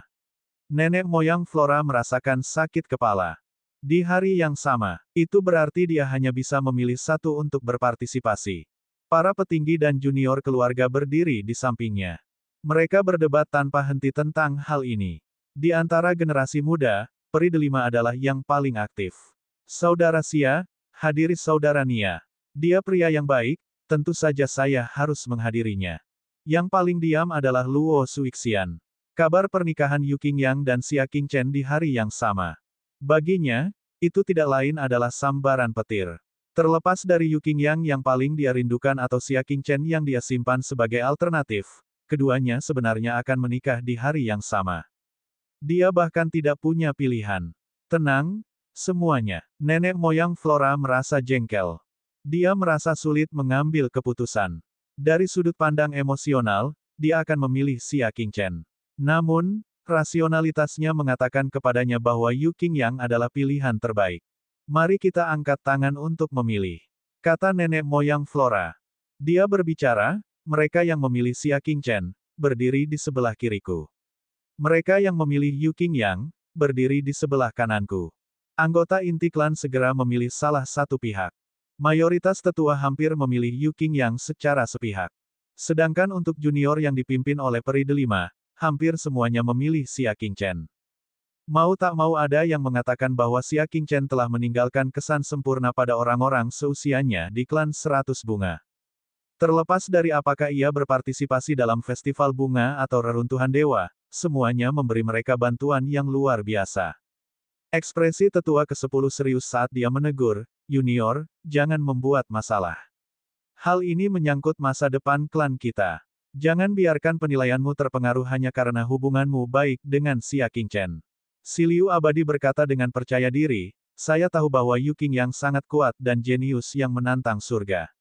Namun, saudara Xialah yang membantu kami menggagalkan rencana keluarga Shuro. Saudara Xia juga yang memberi kami kamu di Chun. Saudara Xia juga yang membantu kami menerobos ke posisi bintang tengah. Tidak peduli betapa hebatnya Yu Qingyang, itu tidak ada hubungannya dengan kita. Jadi, kami mendukung saudara Xia." Generasi muda sangat setuju. Meskipun Yu Qingyang adalah seseorang yang patut disegani, dia terlalu jauh. Xia Qingchen masih yang paling ramah. Penatua ke-10 hendak mengatakan lebih banyak, tetapi nenek moyang menyela, pilihan junior juga merupakan pilihan. Anda tidak dapat mengganggu mereka. Baru pada saat itulah para tetua berhenti. Itu suatu kebetulan. Saat ini, jumlah orang di kedua sisi sama. Mereka tidak bisa tidak melihat ke arah Luo Shui yang berada di tengah. Mungkin karena dia dalam keadaan linglung, dia tidak dapat mengambil keputusan tepat waktu. "Luo Suixian, sepertinya kamulah yang memutuskan siapa yang akan hadir," kata nenek moyang Flora. Setelah melihat ini, delima abadi putus asa. Dia memahami sikap kakak perempuan tertuanya terhadap Yu Qingyang. Sekarang dia memiliki kesempatan untuk dekat dengannya, dia pasti ingin sekali pergi dan dekat dengan orang yang sudah lama dia rindukan. Tetua ke-10 dan yang lainnya menghela napas lega. Tampaknya, keluarga 100 bunga masih akan menghadiri pernikahan Yu Qingyang. Namun, Luo Suixian berkata dengan tenang, menghadiri pernikahan Tuan Xia. Kedua belah pihak tercengang. Dia tidak pernah menyangka Luo Suixian akan menyerah pada pernikahan Yu Qingyang dan memilih pernikahan Xia Qingchen sebagai gantinya. Peri buah delima memekik kaget dan bergegas memeluknya. "Kakak, kamu yang terbaik. Aku mencintaimu." Luo Suixian tersenyum. Namun, tidak ada sedikit pun senyuman di matanya. Yang ada hanyalah keengganan. Orang yang akan dinikahi Yu Qingyang pasti satu dari sejuta. Kemungkinan besar dia tidak akan bisa membandingkannya. Tapi apakah Xia Qingchen bisa menikahi seseorang yang lebih cantik darinya? Pada undangan tersebut, tertulis bahwa Xia Qingchen akan menikah dengan wanita cantik nomor 1 di punggung Bukit Bulan Surgawi. Pengantin wanita bahkan tidak mau mengungkapkan namanya, namun dia dinobatkan sebagai kecantikan nomor 1 di Sky Moon Ridge. Aku tidak percaya kamu bisa menikahi wanita secantik itu. Luo Suixian berkata pada dirinya sendiri. Tidak mungkin bagi Xia Qingchen menikahi wanita yang lebih menonjol darinya. Ini tidak mungkin. Sama sekali tidak. Nenek moyang Flora mengangguk. Baiklah. Buatlah persiapan Anda. Kami akan menghadiri pernikahan Xia Qingchen. Adegan yang sama. Hal serupa juga terjadi di 6 tanah suci lainnya. Terlepas dari tanah suci cahaya ungu, yang memilih untuk menghadiri pernikahan Yu Qingyang tanpa ragu-ragu. Adapun tanah suci lainnya, mereka akan berpartisipasi dalam pernikahan Xia Qingchen setelah banyak pertimbangan. Tidak ada lagi. Di depan reruntuhan dewa, Xia Qingchen mempersembahkan Ye Dichun kepada semua orang, meninggalkan hutang budi yang mendalam. Sekarang Xia Qingchen akan menikah, inilah waktunya membayar utangnya. Adapun potensi Yu Qingyang, jenius yang menantang surga ini. 5 tanah suci sangat terbuka tentang hal itu. Tidak peduli betapa mulianya dia, Yu Qingyang, dia tidak akan bisa memberi manfaat bagi 5 tanah suci. Mengapa menjilat yang tidak perlu? Selain daripada itu, semua master kota dan kamar dagang di Sky Moon Ridge telah menerima undangan mereka. Seluruh punggung bukit langit dan bulan diguncang oleh pernikahan mereka. Mulai dari ahli hingga pedagang keliling. Mereka semua sedang mendiskusikan pernikahan akbar ini. Kebanyakan dari mereka membandingkan kedua pihak untuk melihat pernikahan mana yang lebih megah. Pernikahan Xia Qingchen. Semua orang di dunia mengetahuinya. Hanya Xia Qingchen sendiri yang tidak tahu apa-apa. Dia berkultivasi dalam keadaan kesurupan. Dia menyempurnakannya selama hampir sebulan. Dia bertepuk tangan di depannya, dan 2 sinar ungu muda dari kekuatan bintang meledak. Ungu muda adalah tanda tingkat bintang tengah bertransformasi ke posisi kedua. Setelah mencerna pil terobosan bintang, Xia Qingchen berhasil menerobos transformasi kedua tingkat bintang menengah sesuai keinginannya. Tidak hanya itu, kekuatan bintang yang dia kirimkan akan menghilang ketika tiba-tiba mengeluarkan sedikit ledakan. Ini adalah teknik penanaman mental barunya, teknik iblis bintang 7. Bab 509, memenuhi permintaan. Tidak hanya dapat meningkatkan kecepatan kultivasi seseorang, tetapi juga dapat menyebabkan kekuatan bintang menghasilkan efek ledakan. Sama seperti tidak ada bunga, kekuatan bintangnya berubah menjadi kekuatan tersembunyi untuk menyakiti orang. Namun, itu beberapa kali lebih efektif daripada tanpa bunga. Daun emas Grandmaster Kongsin memang luar biasa. Xia Qingchen menghela nafas kagum. Dao dalam agama Buddha memang memiliki pengaruh yang tak tertandingi pada pemahaman. Budidaya telah selesai. Xia Qingchen meregangkan otot dan tulangnya sebelum membuka pintu batu dan keluar dari pengasingan. Batas waktu 1 bulan sudah dekat. Mutiara bulan seharusnya sudah kembali ke tanah suci sekarang, bukan? Namun, saat dia membuka pintu batu itu, di depan bangku batu di luar pintu, Yue Mingzu sedang duduk di sana, mengatur sitar 7 senarnya. Setelah mendengar suara itu, dia mengungkapkan senyuman. Saudara Qingchen telah keluar dari pengasingan. Ketika dia melihat wajah familiar Yue Mingzu lagi, Xia Qingchen merasakan kehangatan di hatinya. Aku sudah lama menunggumu. Katakan padaku, apa yang kamu ingin aku lakukan? Yue Mingzu menggelengkan kepalanya, tidak perlu terburu-buru. Lihatlah ini. Dia mengeluarkan undangan pernikahan dari lengan bajunya. Xia Qingchen penasaran dan menerima undangan itu. Jangan bilang itu milikmu. Saat dia berbicara, dia membuka lipatannya. Setelah membacanya, senyuman di wajahnya menghilang. Dia berdiri di tempat dan terdiam lama. Ada rasa kehilangan yang tak terlukiskan di hatinya. Kakak senior adalah tunangan Yu Qingyang. Mutiara bulan mengangguk. Lalu, di reruntuhan dewa, Yuan Taiji membakar air bintang. Apakah kakak magang senior yang mengkhianatiku? Xia Qingchen menggenggam erat undangan itu. Nyatanya, dia sudah lama mencurigai hal ini. Yuan Taiji jelas ada di sini untuknya.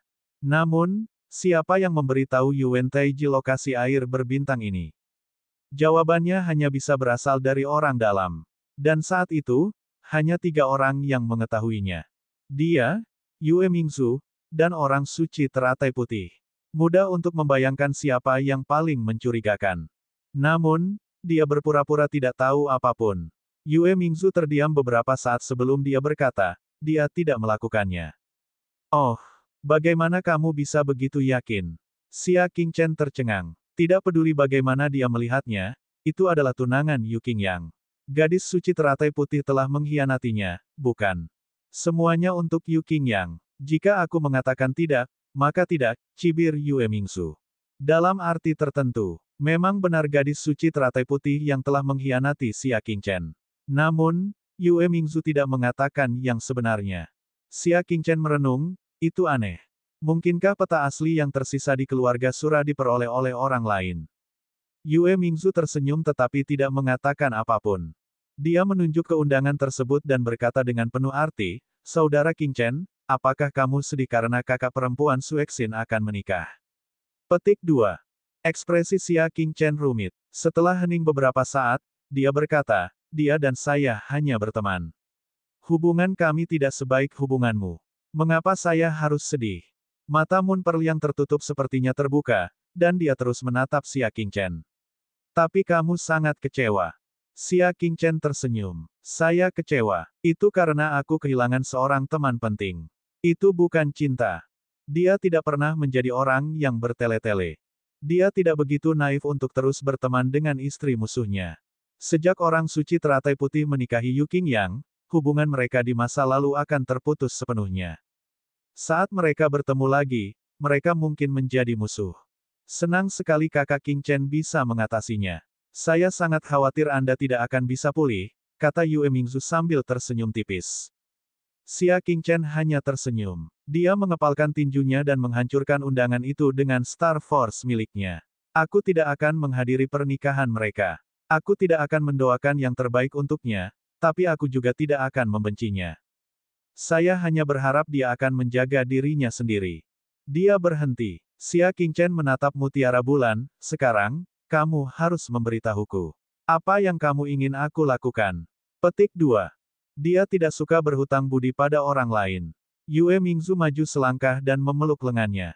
Dia berkata dengan malu-malu, permintaan ini tidak terlalu sulit. Saudara Qingchen, jangan terlalu bersemangat setelah mendengarnya. Xia Qingchen punya firasat buruk. Namun, dia sudah siap secara mental.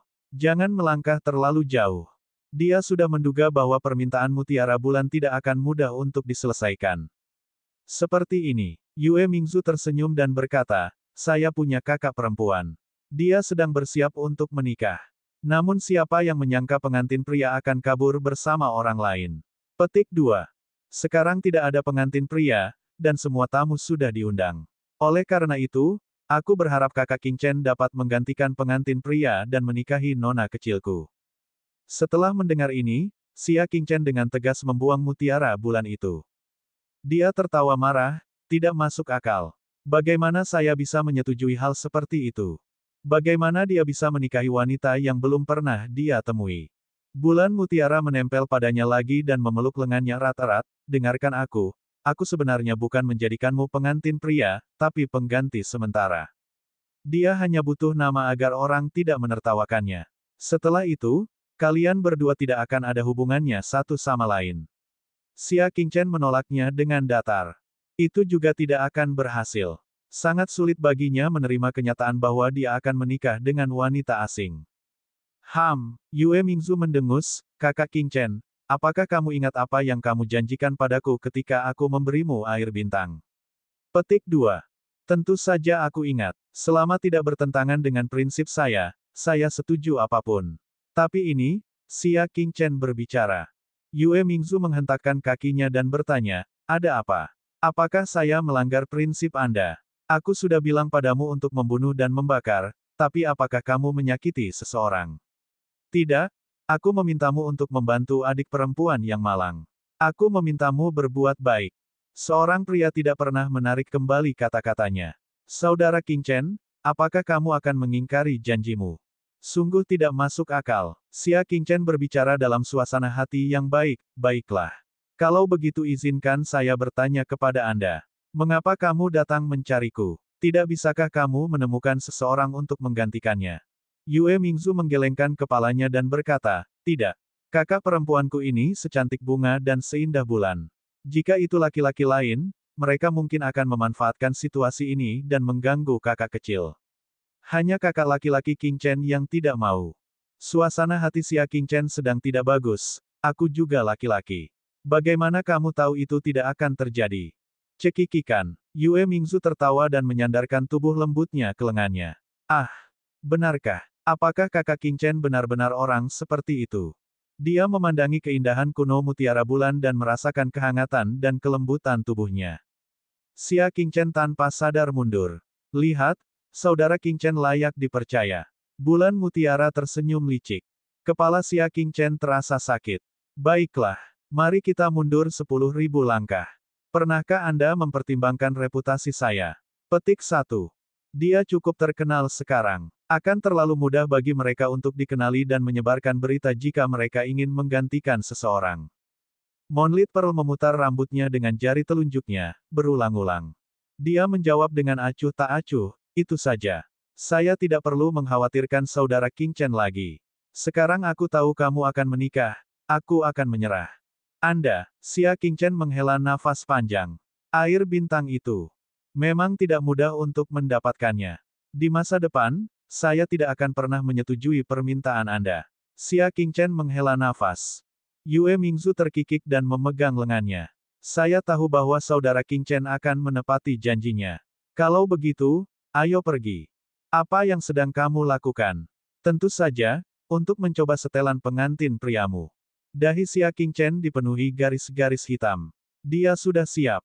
Dia akan menebusnya pada jam 7 besok pagi. Bab 510 semua orang datang untuk memberi selamat.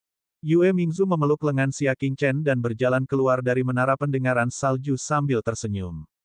Baru pada saat inilah Xia King Chen mengetahui hal ini. Tanah suci dihiasi dengan lentera dan pita. Karpet merah panjang membentang dari pintu masuk menara pendengaran salju hingga tangga di pintu masuk tanah suci. Kedua sisinya dipenuhi bunga segar dan pita merah. Ratusan lentera digantung di udara. Banyak murid, dengan ban lengan merah di lengan mereka, sedang menyiapkan latar belakang pernikahan sambil tersenyum. Apa? Xia King Chen bertanya dengan heran, mengapa pernikahan itu diadakan di tempat kami? Tanah suci. Petik 1. Itu karena adik perempuan itu juga anggota tanah suci kita, Yue. Mingzu berkata dengan licik, tentu saja pernikahannya akan dilangsungkan di tanah suci. Setelah mendengar ini, Xia King Chen merasakan kepalanya semakin sakit. Sepertinya mustahil baginya untuk bersembunyi dari mata dan telinga orang lain.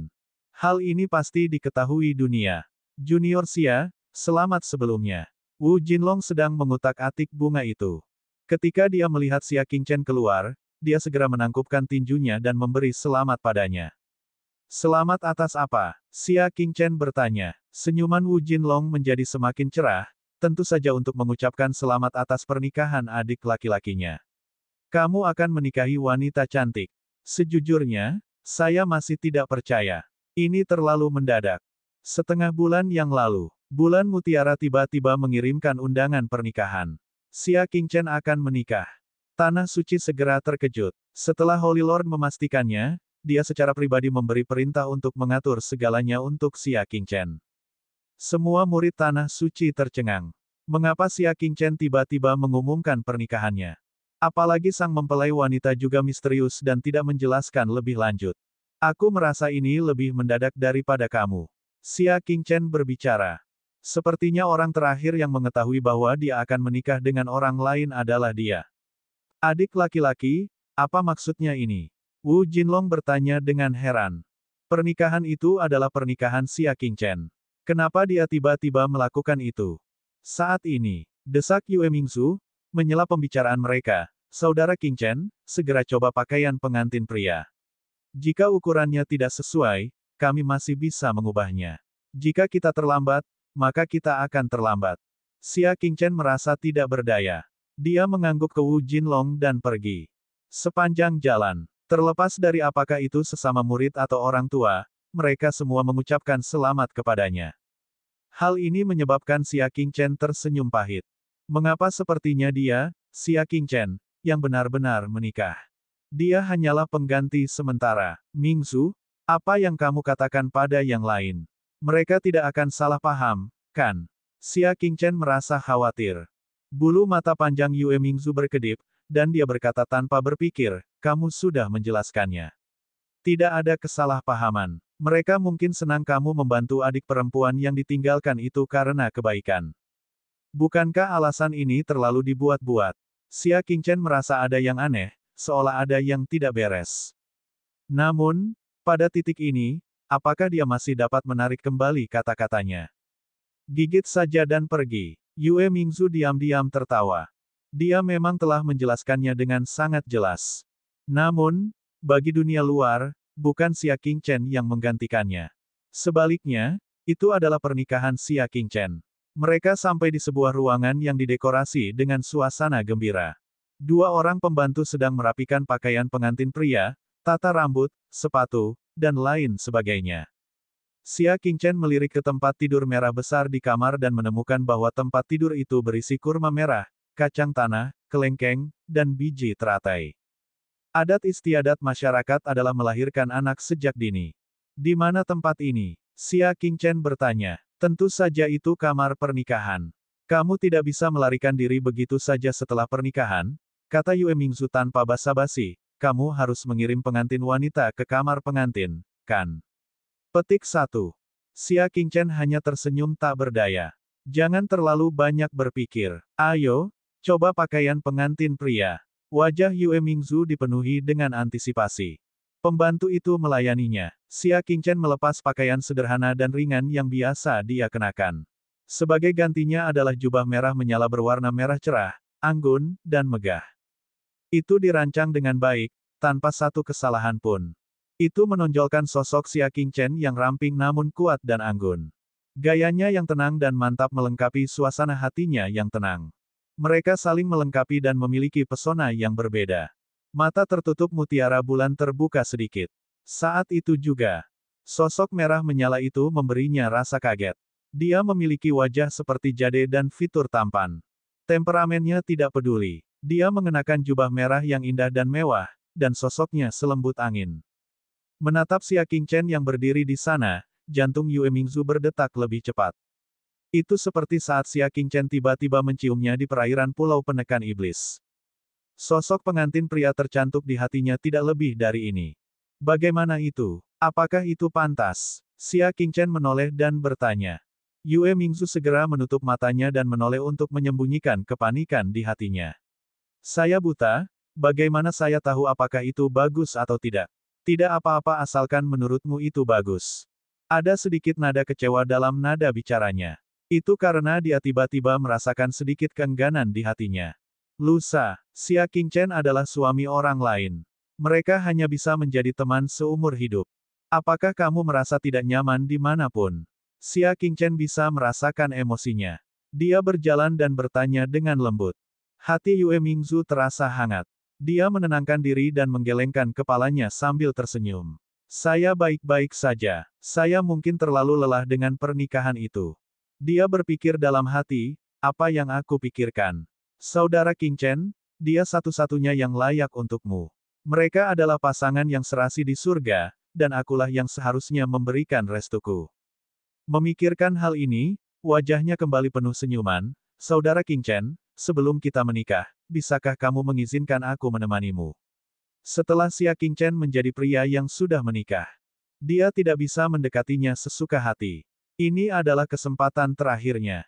Terlebih lagi, dia harus berada di sisinya dan tidak membiarkan siapapun membocorkannya. Xia Qingchen tidak bisa menahan tawa, itu hanya pernikahan pengganti. Kenapa kamu harus begitu serius? Petik 2. Namun, dia tidak keberatan. Dia juga ingin mengobrol baik dengan Moon Pearl. Di reruntuhan dewa, dia memberikan air astral yang dia peroleh kepada Xia Qingchen. Dia tidak tahu apakah dia telah menemukan cara untuk menerobos. Waktu berlalu seperti air. 2 hari kemudian, itu adalah hari yang baik, cocok untuk pernikahan, dan dilarang bepergian. Xia Qingchen berdiri di pintu masuk tanah suci, menyambut para tamu dari seluruh penjuru. Yue Mingzu berdiri dengan patuh di samping, membantu mengumpulkan hadiah pertunangan. Mingzu, siapa pengantinnya? Bahkan sampai sekarang, Xia Qingchen masih belum mengetahuinya. Dia bertanya, jika teman dekat dan kerabat mereka datang, mereka akan langsung mengenali saya, bukan? Petik 1. Kata teman itu, akankah keluarganya menerima Xia Qingchen sebagai pengganti pengantin pria dan menikahi pengantin wanita? Saudara Qingchen, jangan khawatir. Sudah menjadi kesepakatan mereka bahwa Anda akan menjadi pengantin pria. Bukan hanya mereka tidak akan keberatan, tapi mereka juga akan sangat senang karenanya. Bagaimanapun, dia adalah Xia Qingchen yang namanya dapat mengguncang dunia. Bagaimana mungkin saya tidak bahagia menikahi putri mereka? Xia Qingchen menghela nafas lega. Dia menunggu dalam diam. Saat ini, beberapa burung bangau putih terbang mendekat. Seorang pria turun dari langit. Itu tidak lain adalah kota Saint Lord of Hope, Gui Yangke. Dia mendarat dengan 2 kotak hadiah berharga dan tertawa. Tuan Muda Xia, selamat. Terimalah hadiahku yang sederhana ini. Xia Qingchen melirik ke arah mutiara bulan, tatapan aneh muncul di matanya.